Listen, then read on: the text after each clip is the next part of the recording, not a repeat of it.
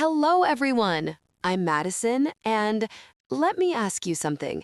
Have you ever studied English for hours and hours, but then when it's time to speak, you suddenly forget everything? You know the word, it's right there, on the tip of your tongue, but it disappears like magic? Oh, I know that feeling so well. If that sounds like you, then stay with me today, because in this episode, we're going to talk about how to make English stick in your memory forever. Yes, forever. And before we start, if you enjoy learning English with real stories, real emotions, and practical tips, please give this episode a little like. It really helps the channel grow, and I appreciate it so much. All right, let's dive in. Why do we forget English? Have you ever thought about why we forget new English words so easily? It's not because you're bad at languages. It's because your brain is lazy. Yes, your brain loves to save energy.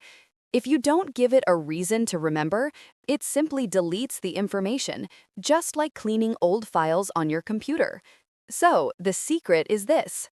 To make English stay, you need emotional and meaningful connections.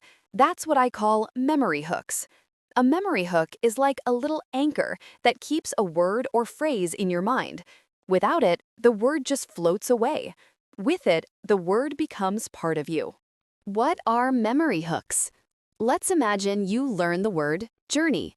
If you just repeat journey, journey, journey, your brain gets bored. But if you connect the word with a story, emotion, or image, it sticks. For example, think about the first big trip you took in your life. Maybe you traveled with your friends or your family. You can say, "My journey to the mountains was amazing." Now, every time you hear journey, you'll remember that feeling, that excitement, that view, that freedom. That's your memory hook. It's not about memorizing words. It's about living them. 3. Use your senses. One of the most powerful ways to build memory hooks is to use your 5 senses. When you learn a new word, ask yourself, what does it look like? What does it sound like? How does it feel? Can you smell or taste it? For example, the word coffee. Don't just read it. Close your eyes and imagine the smell of hot coffee, the taste of it in the morning, that little moment of calm before your busy day. Now, coffee is not just a word, it's an experience. Your brain will never forget it. 4. Make it personal. You remember things that happen to you, not to someone else. That's why you should always make learning personal. If you learn the word success, don't just look at the definition. Think about your own success, maybe finishing a project, or getting a good grade, or speaking English confidently for the first time. Say to yourself, speaking English fluently will be my success story. When you connect words to your own life, they become unforgettable. Storytelling. The magic tool. Here's another secret weapon: stories. Our brains love stories because they are full of emotions, pictures, and meaning. If you learn 10 new words in a list, you'll probably forget 8 of them tomorrow. But if you make a story with those words, you'll remember them for weeks. Let's try a quick example. Imagine these 5 words: rain, umbrella, late, smile, bus. You can make a mini story like this. It was raining. I forgot my umbrella, so I got wet. I was late for the bus, but a stranger smiled at me, and suddenly my day felt better. Now those 5 words are alive. You can see them, feel them, and use them naturally. 6. Teach to remember. Another strong memory hook is teaching. When you explain something to someone else, your brain organizes the information better. After you learn a new English expression, try to teach it to a friend, or even to your mirror. Say, "Hey, today I learned a new phrase, break a leg. It means good luck." You don't need a classroom. You just need your voice and confidence. The more you use English, the more your brain says, "Oh, this is important. Let's keep it." 7. Review with emotion, not pressure. Many learners think review means repeating words again and again, but repetition without emotion is like watching the same boring movie 20 times. Instead, review with curiosity and fun. Listen to songs, watch short videos, use the words you learned in your journal. Make mistakes, but make them with emotion. Your brain remembers what moves you.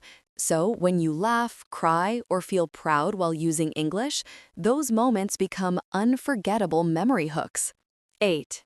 Create visual connections. Do you know why we remember faces more easily than names? Because our brains are visual machines. Try to use images for every new word you learn. You can draw, or use flashcards with pictures, or imagine a scene. Let's take the word freedom. Close your eyes and imagine standing on a beach, feeling the wind, hearing the waves. That's freedom. Now the word has a color, a sound, and a feeling, and it will stay in your mind. 9. Celebrate small wins. Learning English is not a short race. It's a journey, remember? So celebrate small victories. Did you remember 5 new words today? Amazing! Did you understand one sentence from a movie? Fantastic! Every success gives your brain a shot of dopamine, a happy chemical, and that becomes another memory hook. You'll start to connect English with pleasure, not pressure. Use the power of repetition, but smartly. Now, I know I said repetition can be boring, but repetition with purpose is powerful. That's called spaced repetition.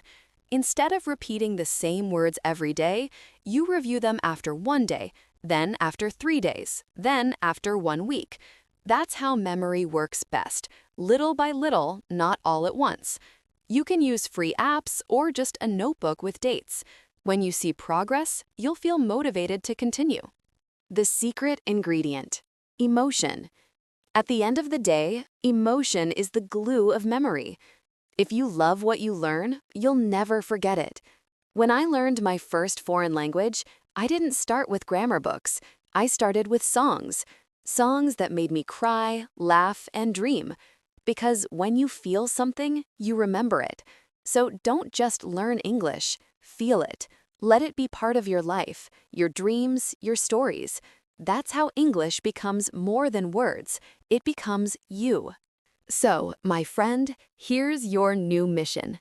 Start using memory hooks every day.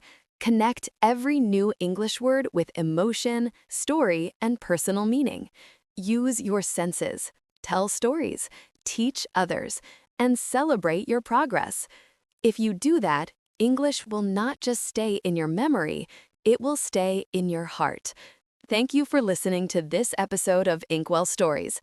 If you found it helpful, please subscribe to the channel. It really means a lot. And as always, you can find a free PDF vocabulary list from this episode in the description below. It includes today's keywords with meanings and example sentences to help you review and remember. Until next time, keep learning, keep smiling, and keep making English your own story. Bye for now.